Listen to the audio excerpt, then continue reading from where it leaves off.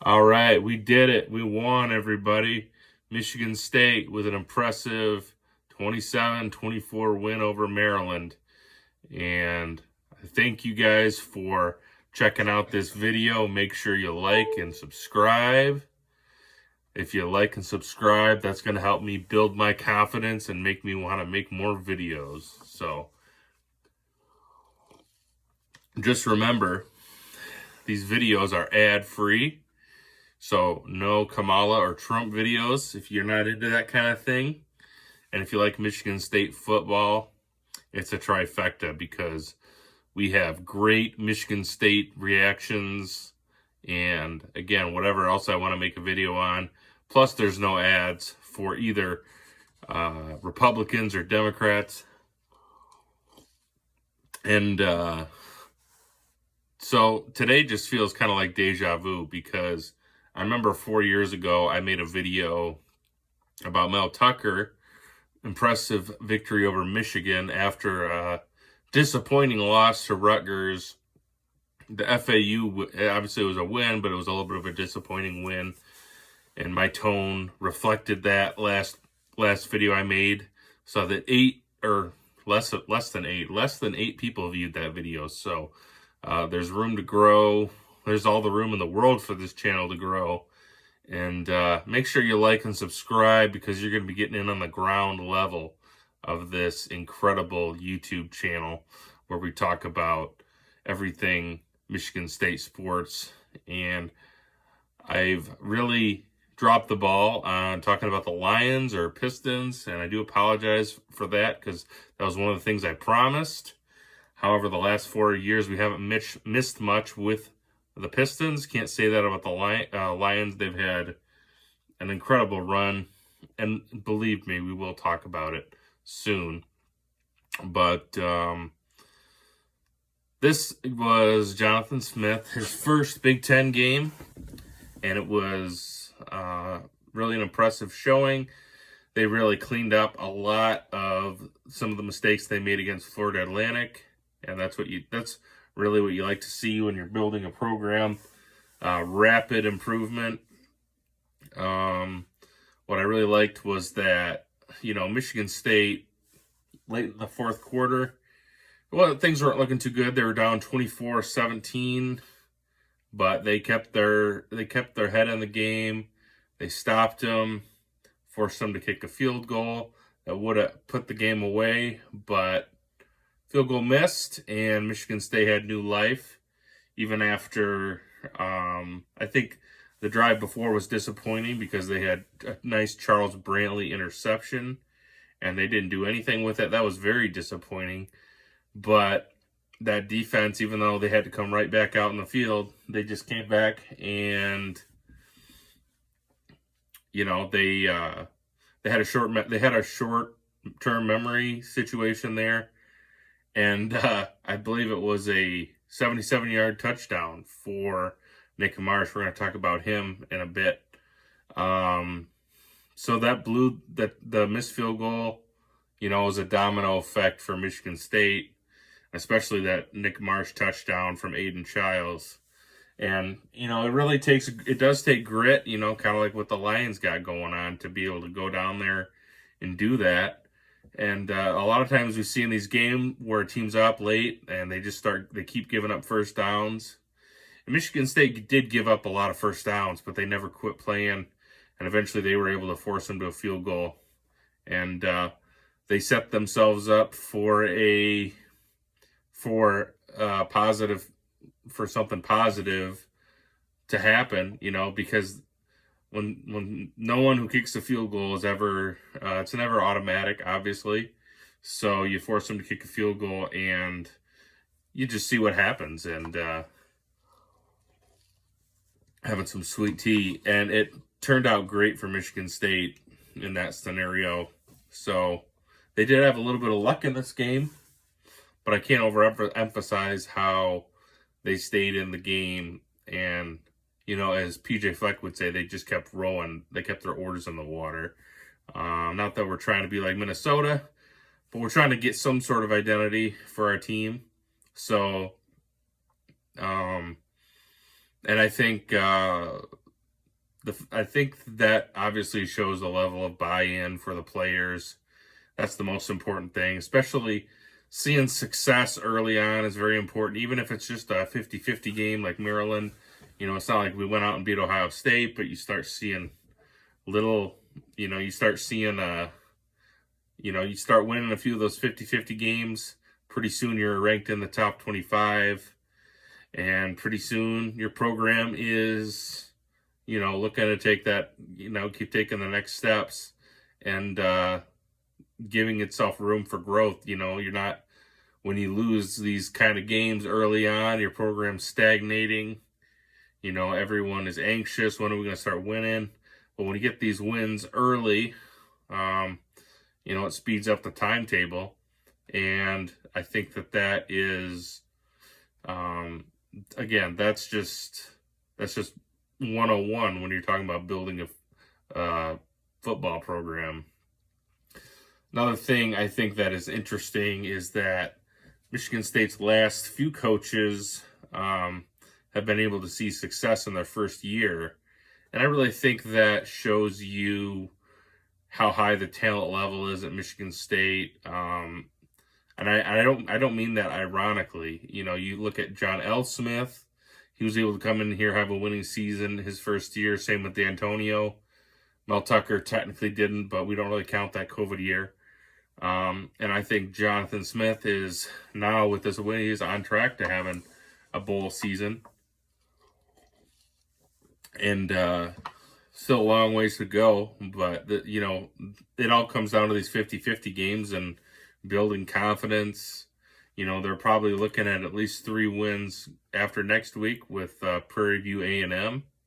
That should be an easy game. I probably won't watch that game or react to it unless it's just ridiculously close, which it shouldn't be. But either way, I'd say Aiden Childs. He's still got work to do, but today's game, it was a nice step forward for him. 3 touchdowns, 3 interceptions. One of them was kind of a freak interception with him being sacked. The ball just kind of ended up in the defender's hands. So I think they called that an interception. But, he did make 2 interceptions, not in the red zone. One of them was in the red zone, but one of them was a little bit mid 20-yard line. So I was going to get into that in a little bit when I'm talking about. Want to go into what the bad was for this game when you talk about like the good, the bad, and the ugly. But nice bounce back game for Childs, and it's pretty clear that I don't know if it's an accuracy issue. I think it's more of some of the decisions he makes. He still needs to work on he fired it in there in a couple dangerous situations a couple times today that could have been intercepted. So again, it's just going to take time for him. I think it's really tough for a guy like Childs. You can tell he thinks that he can that he can make a play. That he's a playmaker and he can make something out of nothing all the time. So I do feel like there's times he forces it still, but I thought this was a step forward for Aiden Childs, and obviously he showed that big playability with that pass a couple times to Nick Marsh pass, and I believe there was another very long pass, I believe, to Nick Marsh or Glover on Torrey Foster, can't remember which one, that got him down almost to the red zone. So the fact that they have that deep ball is actually a huge benefit for Michigan State. And it's really going to open up a lot of things for their tight ends, Jack Velling, Michael Masunas. There's some other guys. I do have to. I don't think I didn't put this on my. I thought Nick Carter had a nice game today, over 4 yards a carry. And same with K-Ron Lynch Adams, just to check out the box score. We have Nate Carter, not Nick Carter, 11 carries for 59 yards, 5.4 average. Then you had K-Ron Lynch Adams, 10 carries for 46 yards. Very nice balance there. And both of them, over 4 yards carry. And that's really, it's really a good place to be as a running back. You look at Maryland, they struggled to run the ball less than 3 yards a carry, and they had to rely on their passing game. And be honest, it was the turnovers that kept Maryland in the game. So it was overall a positive game, but yeah, there's definitely, if Michigan State doesn't have those turnovers, you could be looking at a double-digit win here. So, but this was still a massive victory for Michigan State. No one was picking them to win this game. I wasn't even entertaining the idea. I was just thinking I'm going to watch the game and hope for the best, and that's what happened. Nick Marsh, though, I've almost been afraid to talk about him because, there was a lot of hype on him, and, I was just worried about him being a bust. Today he had almost 200 yards, very reminiscent of Cody White's brother, not his brother, but Ricky White, who was a freshman right after Cody White left for the NFL. And he had that massive game. We never heard from him again. So I don't think that's going to be the case for Nick Marsh whatsoever. But, today he looked like a 5-star, 6-star recruit, really. I mean, again, 200 yards of receiving is always an impressive game. Ty Felton for Maryland did have a nice game as well, 152 yards on 11 receptions. A little bit more consistent there. I was very impressed with him. If you look at Billy Edwards, his completion percentage was actually pretty good, 26 out of 34, and 2 touchdowns to 1 interception. But I think that Aiden Childs, did have a little bit more of that home run threat ability there. So that was nice to see. You got Jaron Glover, 84 yards on 6 catches. Montorie Foster contributed a nice 53 yards for 6 catches and a touchdown. The touchdowns spread out kind of nice, 1 for each of those guys. Jack Velling, 3 catches for 25 yards. He did have some big catches, and even Antonio Gates Jr. did get in on the action. And I believe it was on a big spot where they really needed it. Antonio Gates still sticking around, and I'm hoping he sees an expanded role. I believe either Foster or Glover, one of those guys, did have a little bit did get shaken up in that game. I believe that's why he was able to get some snaps. I did like the past 2 games, the run defense has been impressive. The pass defense has always been elusive for Michigan State, but, it's always nice to have that run defense because at least, I think that overall that's complementary football. If you can stop the run, I think that really does, obviously help out your secondary because they're going to have they're not going to have to play, as a perfect game because, you can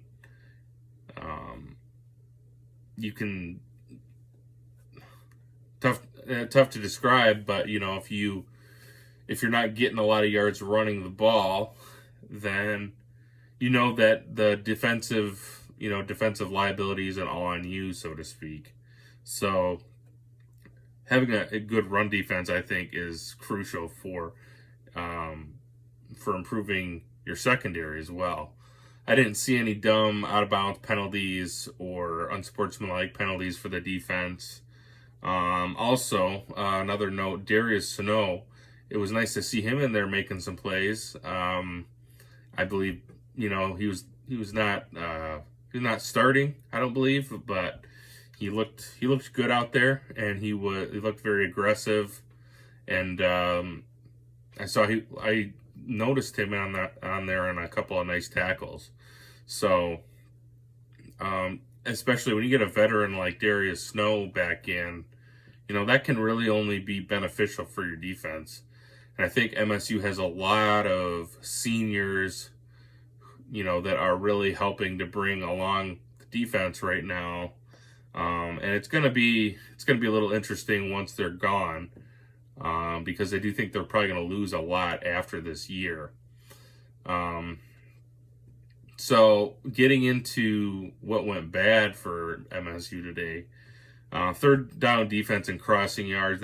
Crossing routes, that was tough all day. It's not like exclusively an MSU problem. A lot of teams will struggle with teams against teams like Maryland with the type of offense that they run. Still had a lot of penalties. It seemed like today was more on the offensive end. And as we said earlier, those red zone turnovers, cost us some points. Probably enough points to where we might have won the game by double digits. Excuse me. So you're looking at least potential 6 points, if not more, with those two critical interceptions. And I was ecstatic about the win, but just looking at the bat, there's still definitely a lot of room for improvement.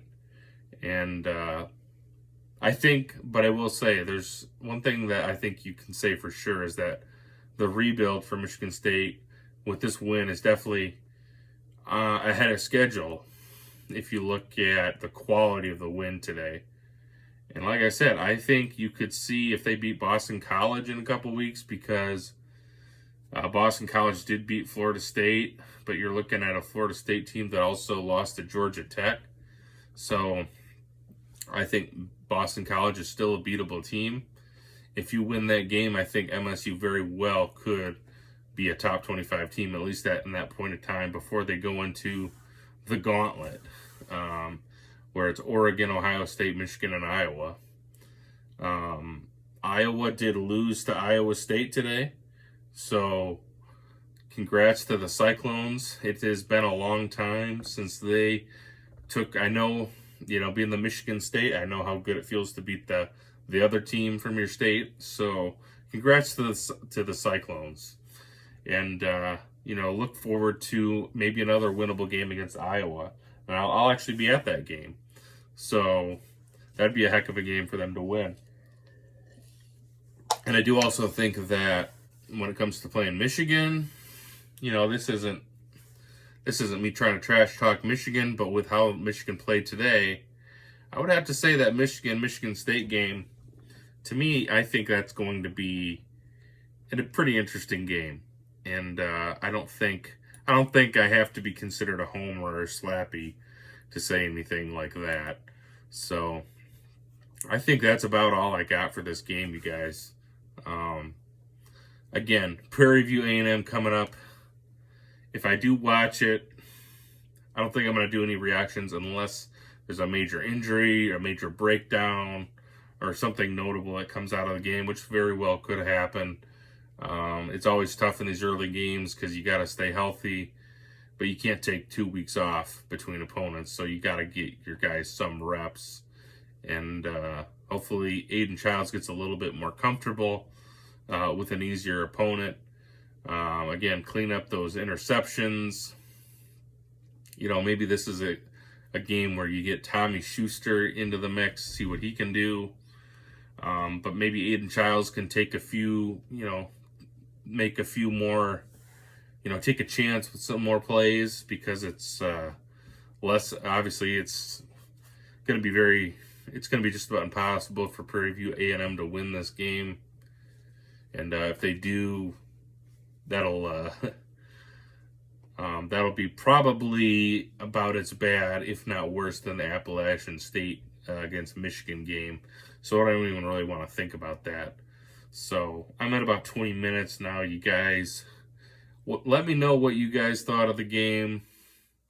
It was a very entertaining game to watch because it had pretty much everything. It had sacks, we had long touchdown plays, field goals being missed, long field goals being made by Jonathan Kim, who has been another guy I haven't mentioned. He has been clutch for Michigan State for the past 2 years whenever he's been put in that position. So and again, Jonathan Smith, this is a game where he works towards solidifying his coaching resume, I guess you could say.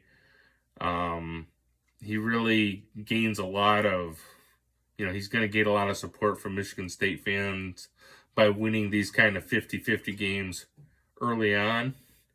And,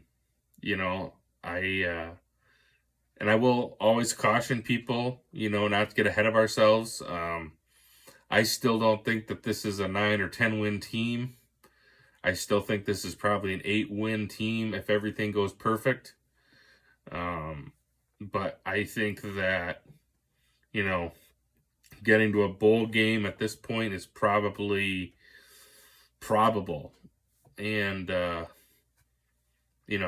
that's a good feeling for a first year of your program, especially a program like Michigan State's. And, we're going to continue to get these. This is the first of many 50-50 games. And, hopefully if we can get 60 to 75% of those games, then we're going to have an all right year and we're going to go to a bowl game. So, Jonathan Smith, I think today is when Jonathan Smith arrived officially. And I do think to some degree this was a program win, just because it is a Big Ten opponent. It is on the road. This Maryland team has been steadily improving. And the fact that you're able to go out and get a win like that early in the season, give fans hope, without having to,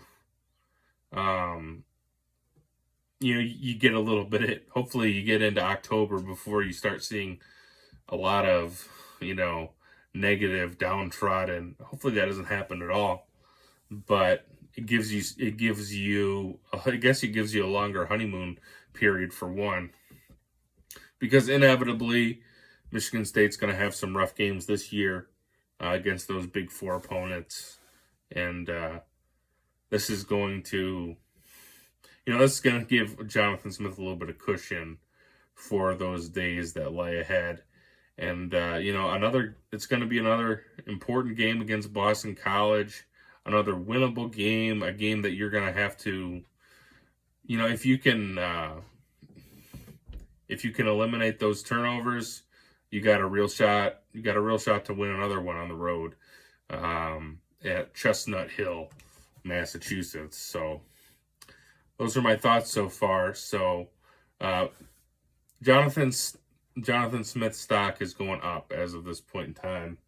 And, looking forward to some more games like this. Anyways, you guys, enjoy the rest of your Saturday and go green.